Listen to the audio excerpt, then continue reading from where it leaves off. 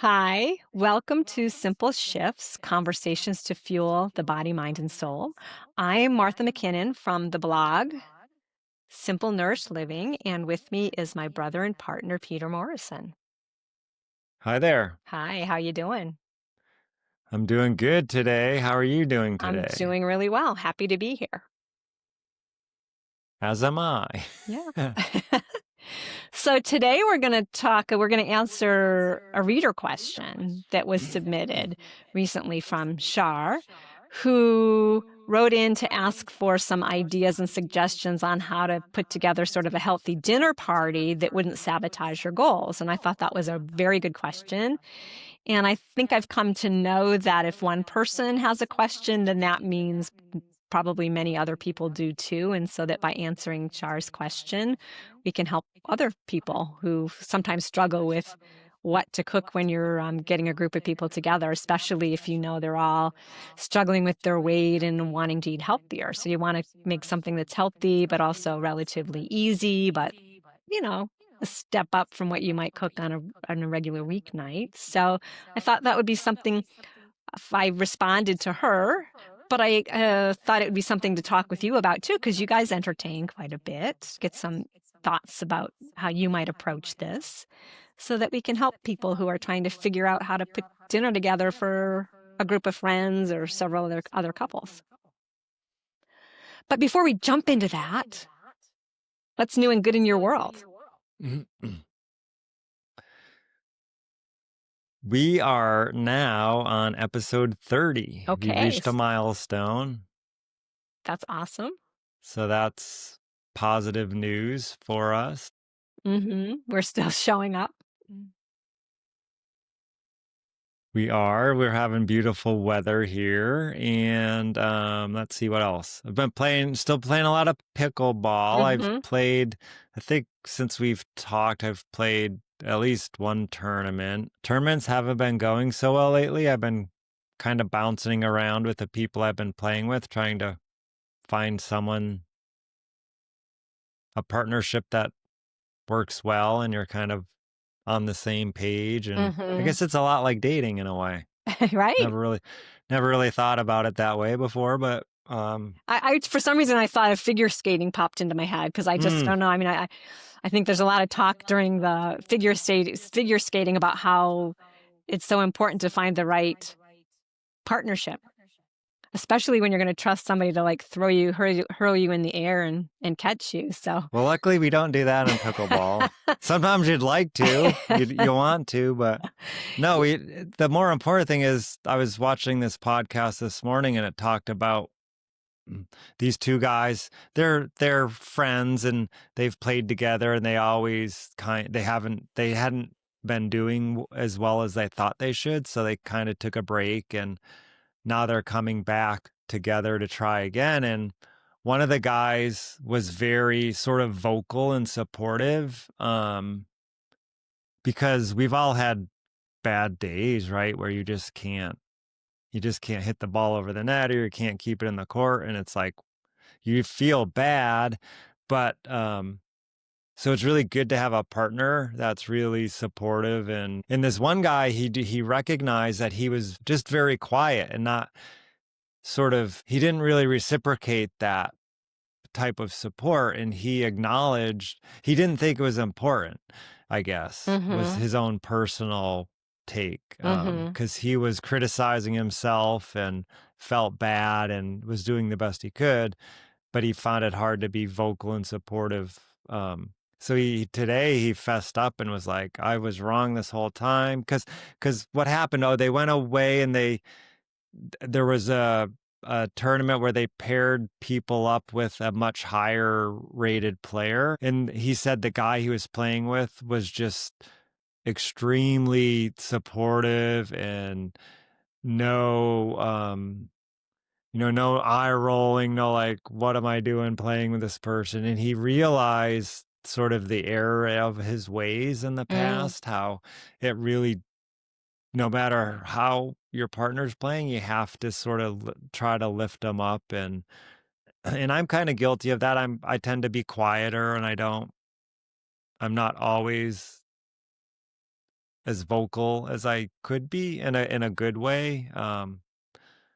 So and I just went off this crazy tangent. I don't even know what we were talking about. Oh, I guess pickleball tournaments and Yeah. how they haven't been going well. So um But how there's a lot to learn about, I think, life, and it's not just you're not just out there running around hitting a ball around. I mean, there's a lot that you could take from it. So, Yeah, and I think that's true of everything. I mean, we can learn in every aspect of our life, right? It applies to I think it applies to but whenever we learn something or we have an insight in one area of our life, I think it does have application mm, across many aspects, especially when you're talking about this year, because you're really talking about communication, listening, support, and that has implications across our lives, not just on the court. So whatever we learn there, we're going to apply to all of our relationships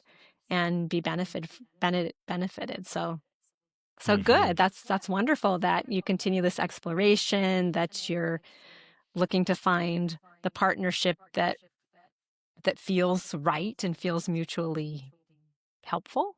And it takes as long as it takes to find that person. mhm, Yeah. Well, good. Good for you. That's wonderful. So Shar had a question, and I thought it was a good one. She's having, I think she said 3 couples in for dinner, and she was just looking for some guidance on how to put together a healthy meal that would work, wouldn't sabotage the goals. Because sometimes we have people in and we just say, "Forget it, we're just going to make whatever." But she decided she wanted to combine having people in with also not sabotaging everybody's goals. Everybody's trying to lose weight, eat healthier. And the first thing I thought was that it's kind of hard from the outside. So I thought what we could do is provide some general guidelines, but it's really hard if you don't know, first of all, who's doing the cooking, and what they like to. So the considerations would be like, what do you like to cook? How much time do you like to spend in the kitchen? So that's considerations. And then when you don't know for me, it was hard for just to blindly offer specific suggestions, but I found that I could offer kind of a basic template because you got to kind of know mm, who you're cooking for. Do they have any special dietary needs? Are you cooking for vegetarians? Are you cooking for carnivores? Are you cooking for people who have gluten issues? Are you cooking with people who like fancy food or who like simple food? So those are all important considerations. mhm, But I think we can think in terms of sort of a general sort of template that could then apply sort of across the board, and be helpful just as a starting point, of sort of crafting your menu. And this is something I love to talk about. I think I could talk all day long about putting putting menus and meal plans together.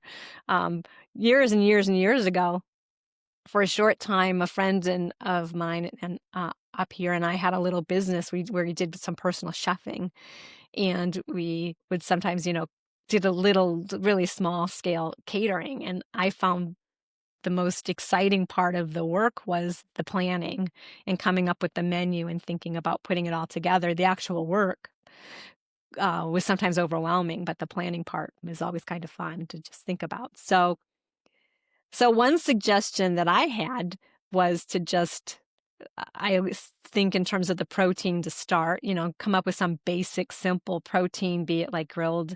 And I thought about grilled or roasted or sheet pan. Any of those could work and be pretty simple. But grilled salmon or grilled chicken thighs or chicken breasts that you could marinate ahead and then just toss on the grill with grilled veggies.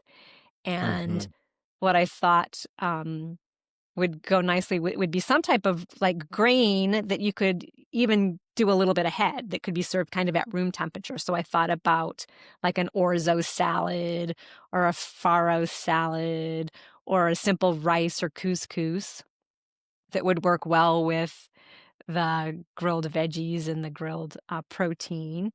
And then adding in, you always serve such beautiful salads when you have us into dinner. So then having some type of leafy green salad that again could be done ahead, put in the refrigerator, and then you'd only have to add your dressing and maybe anything crunchy, like nuts or something at the end. That could all be done ahead. So it wouldn't be overwhelming. It would be pretty Mhm. basically simple meal, and that's all very light and healthy. And then for dessert, again, depending upon the season, at this time of year, you could just have berries with a little dollop of whipped cream or a little dollop of frozen yogurt, or maybe you do some type of fruit. I love fruit crisps because they're so much easier than pies in my mind. Just some type of fruit with a simple crisp topping that again can be baked ahead, and then maybe you just need to warm it at the end. So that was my thought, and that was what I shared just as a basic template that gives you a lot of flexibility in terms of how to customize it, in terms of what sauce or marinade you might use. You could have different themes, whether you go a little bit Asian, a little bit Mediterranean, depending upon the sauces and seasonings that you chose Mhm. for those Mhm. proteins. So what do you think about that? Is that something that sounds good? No, that all makes sense to me. Do you have other thoughts about how you might approach it? Well, one I'll I do well, sort of. But you had said one thing about grains or something to make it ahead of time, and we had a meatloaf recently.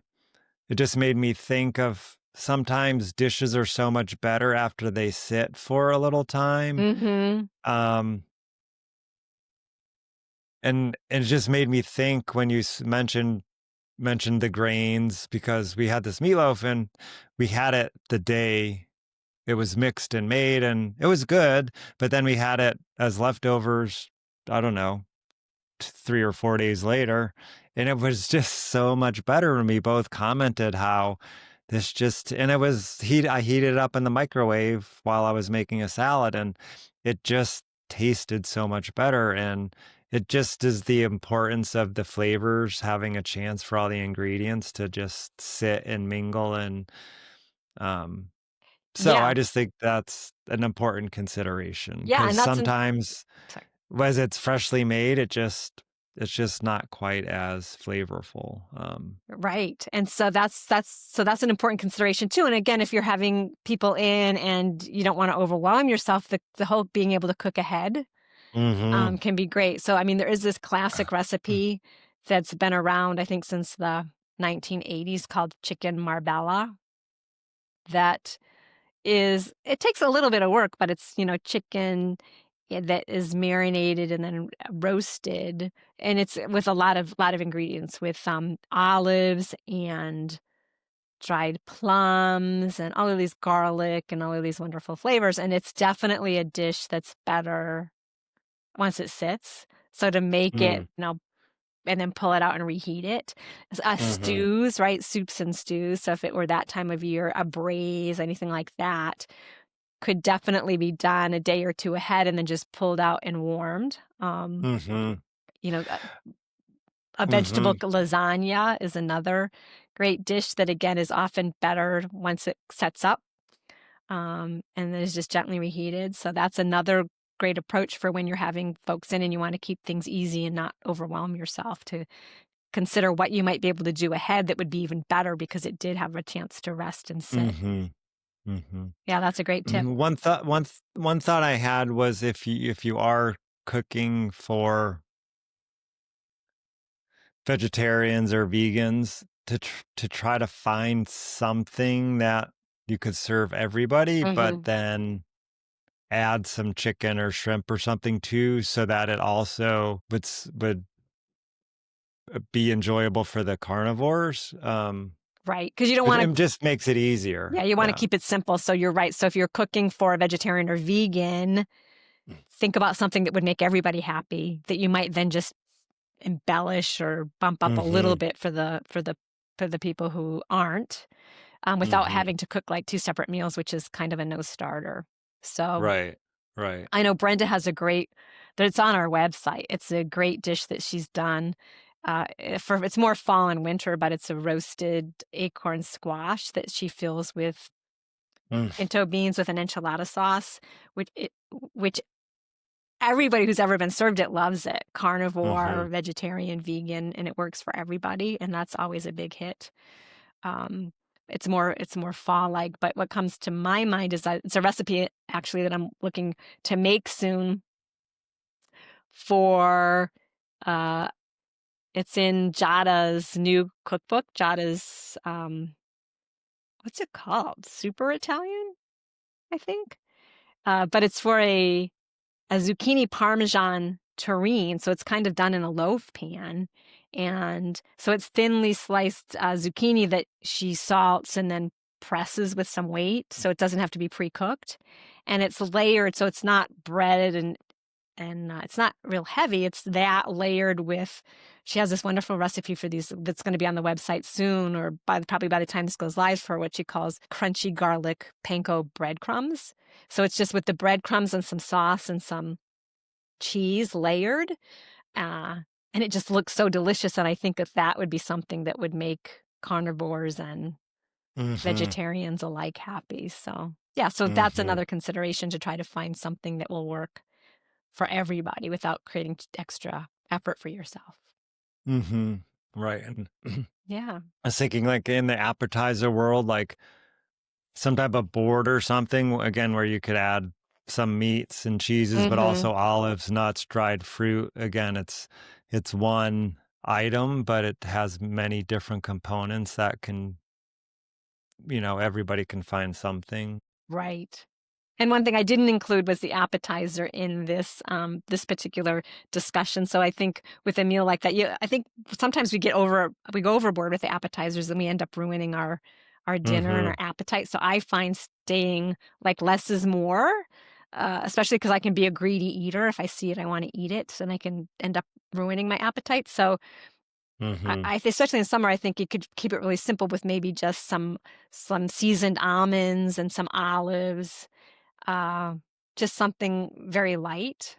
Mhm. Maybe some type of simple, like, veggie dip, with a few crackers or something, but I think less is more in the appetizer world as far as I'm concerned, just because you don't wanna end up ruining the main event. Mhm. Sure. And you can always ask, I'm sure the guests, if you're inviting 3 couples in, they're gonna ask what they can do, how they can help. And that's another thing to sort of take the load off you. You could invite them to bring an appetizer or to bring a Mm. dessert, and that would then make, what you're responsible for, it would lessen that and make it easier on yourself. Yeah, personally, I've never been good at handing out, I Assignments, tend or yeah, just I don't saying bring know. dessert, or Yeah, I you mean, wanna be in control. with family, it's one thing, but it's hard for me to do with non-family members, I guess. Yeah, which is fine, but I think you have to Yeah, do what makes you that comfortable for sure. yeah, that's a personal Yeah, flaw. yeah. So, I hope everybody finds this helpful. I know I love talking about food and menus, and if anybody's like me, they're gonna enjoy this conversation. And what I do intend to do is just link out to some specific recipes on our site that would work. We have a couple of really good grilled chicken recipes, and we have a nice miso glazed pork tenderloin, and um, I think we've got a couple of great orzo salads that could be done ahead, and I think there's a ratatouille, yep, ratatouille would be recipe. great done in, because that would taste better after it's sat for a Mhm. day or 2. So, And if you have any ideas or suggestions or favorite meals to prepare, please share them below. Would love yeah, to see what you're cooking. absolutely. I love learning from others. Very good. All right. Please like and subscribe if you like this video. Help us grow our channel. Share with anybody you think might find this helpful. And We'll be back we'll be soon. back. Have a great day. All right. Take care. Bye-bye. Bye.